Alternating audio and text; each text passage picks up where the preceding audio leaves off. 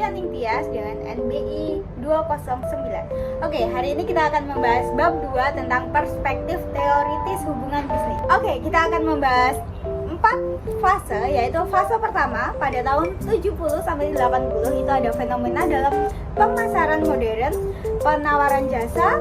Kemudian di fase kedua ada pertimbangan deskriptif dan definisi business relationship. Fase ketiga ada proses penjualan, supplier just in time, dan evaluasi pelanggan. Kemudian di fase keempat ada di hubungan langsung dan tidak langsung dalam pemasaran. Pendekatan teoritis, jadi ada 2 penelitian ini. Pertama ada hubungan antar perusahaan, supplier dan pelanggan. Kedua ada hubungan antar konsumen, yaitu pembeli dan yang menggunakan jasa atau bidang pemasaran jasa. Kategori hubungan bisnis berdasarkan sifat dan tujuan dari hubungan tersebut. Terdapat 3 kategori, yaitu hubungan formal, informal, dan strategis. Untuk formal yaitu kontrak dan perjanjian resmi. Untuk yang informal berusaha untuk meminimaliskan resiko yang dirasakan. Hubungan strategis, hubungan yang dibangun untuk mencapai tujuan bersama, seperti aliansi atau joint venture. Oke, untuk selanjutnya ada aspek perilaku.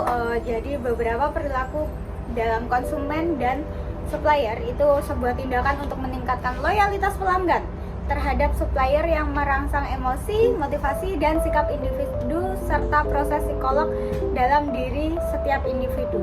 Jadi bagaimana hubungan antara si pelanggan dan si supplier ini supaya tetap untuk bekerja sama dalam waktu yang lama.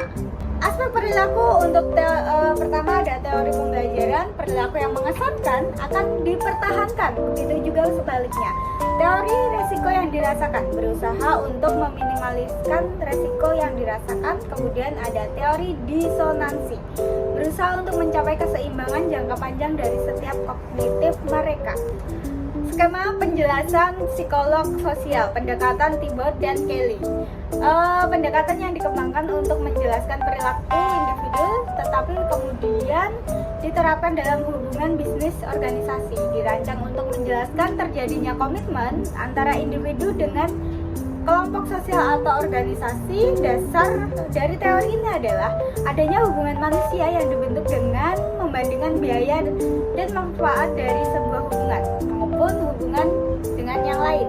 Indikator ekonomi, biaya peralihan, dan nilai hubungan. Jadi dimana pertama efek peningkatan dan biaya pengalihan, kemudian efek loyalitas dari hubungan bisnis, kemudian ada ketiga komitmen dan hubungan bisnis, interaksi antara nilai hubungan dan biaya peralihan. Jadi semakin memberikan loyalitas yang baik akan semakin bekerja sama dengan pelanggannya juga akan baik.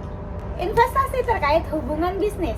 Dalam definisi hubungan bisnis, hubungan internal antara transaksi dan investasi yang dilakukan oleh pelanggan untuk membangun dan mempertahankan hubungan bisnis memainkan peran yang menentukan. Jadi seluruh biaya yang telah dikeluarkan dalam rangka mempertahankan hubungan bisnis dianggap sebagai investasi.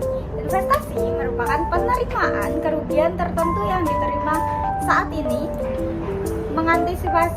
ini untuk mengantisipasi keuntungan yang tidak pasti di masa depan. Kemudian untuk komitmen dalam hubungan bisnis, interaksi antara nilai hubungan bisnis dan biaya peralihan. 1. Kepercayaan yang mendalam terhadap mitra hubungan bisnis yang sudah ada, meningkatkan biaya pencarian serta biaya penyiapan yang terkait dengan hubungan biaya alternatif. Perilaku opportunistik menimbulkan risiko terutama dengan investasi spesifik yang tinggi. Faktor yang mempertahankan hubungan bisnis yaitu pertama dari keinginan adanya manfaat atau nilai yang timbul karena hubungan tersebut.